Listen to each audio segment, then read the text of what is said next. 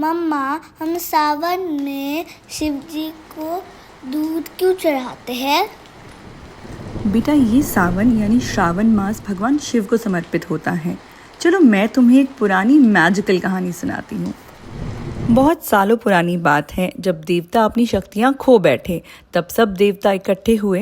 इंद्रदेव ने कहा, अगर ऐसा ही चलता रहा तो असुर पूरी सृष्टि पर राज करेंगे। तब सबने मिलकर निर्णय लिया कि वो भगवान विष्णु के पास जाएंगे मदद मांगने। सभी देवता आसमान के सफेद बादलों पर से चलते हुए भगवान विष्णु के पास गए। उनसे प्रार्थना करने लगे कि वो उनकी रक्षा करे। विष्णु जी ने कहा, देवता और असुर मिलकर समुद्र मंथन करें। असुर तो जीत के बाद खुशी मना रहे थे। उन्हें लगा अब पूरी सृष्टि उनके हाथ में है। उनके शब्दों में घमंड भी था और हंसी भी। पर जब उन्हें पता चला कि समुद्र मंथन में उन्हें देवताओं के साथ मिलकर काम करना होगा, तो पहले वो हैरान हुए, फिर मान गए। अमृत के लिए कुछ भी करना पड़े। असुरों ने गुस्से में लेकिन गर्व के साथ कहा, ठीक है, हम भी अमृत के लिए तैयार हैं, चाहे देवताओं के साथ मिलकर ही क्यों न करना पड़े। और फिर आया वो दिन जिसने पूरी सृष्टि का भविष्य बदल दिया, मंथन का दिन। उन्होंने मंदराचल पर्वत को मथनी बनाया और वासुकी नाग को रस्सी। देवता वासुकी की एक तरफ से खींच रहे थे और असुर दूसरी तरफ से। फिर शुरू हुआ समुद्र मंथन।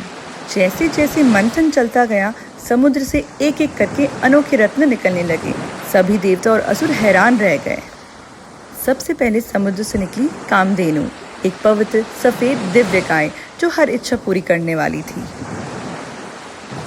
कामधेनु के बाद देवता और असुर फिर से वासुकी को खींचने लगे। समुद्र में फिर से लहराया ऊर्जा का सागर और एक और दिव्य रत्न तैयार था बाहर आने के लिए।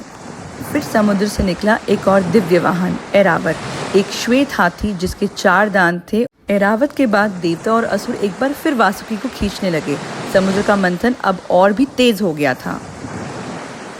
और फिर समुद्र से निकला कल्प वृक्ष, एक दिव्य वृक्ष जिसके हर पत्ते से चमत्कार होता है, हर मनोकामना पूरी करने वाला वृक्ष। और फिर अचानक निकला कुछ भयानक काला जहरीला विष जिसका नाम था हलाहल। विष इतना प्रचंड था कि पूरी सृष्टि जलने लगी।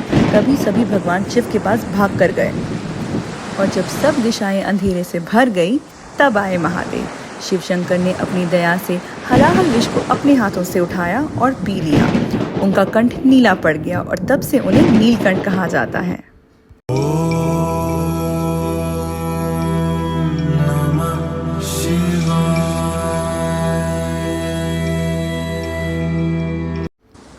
जब महादेव ने विष को अपने गले में रोक लिया तो अंधेरा छट गया। सारी सृष्टि में एक शांति छा गई।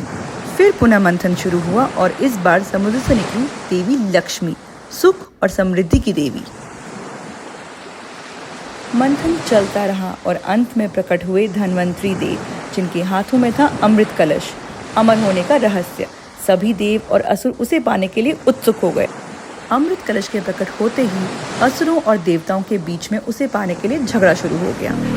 लड़ाई के बीच असुरों ने चालाकी से अमृत कलश छीन लिया। देवता हैरान रह गए, क्योंकि अगर असुरों ने अमृत पी लिया तो उन्हें कोई भी कभी भी हरा नहीं सकता था। तब विष्णु जी ने एक विशेष रूप धारण किया, एक सुंदर नारी का रूप जिसका नाम था मोहिनी। उनकी सुंदरता देखकर सब असुर मोहित हो गए और यही था विष्णु जी का विशाल प्लान। मोहिनी की सुंदरता और मधुर बातों में सभी असुर खो गए। उन्होंने खुद ही मोहिनी से कहा कि वो अमृत बांट दे, पर मोहिनी ने अपनी बुद्धिमत्ता से अमृत सिर्फ देवताओं को पिलाया, बिना किसी झगड़े के। जैसे ही अमृत बांटना खत्म हुआ, असुरों को समझ आया कि उन्हें तो अमृत मिला ही नहीं।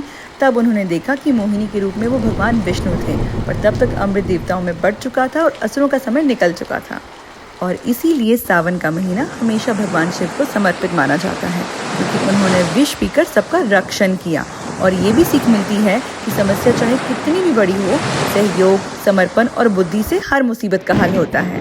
Thank you Shiv ji. Thank you for watching. Please share, like and subscribe to Zoom Toon.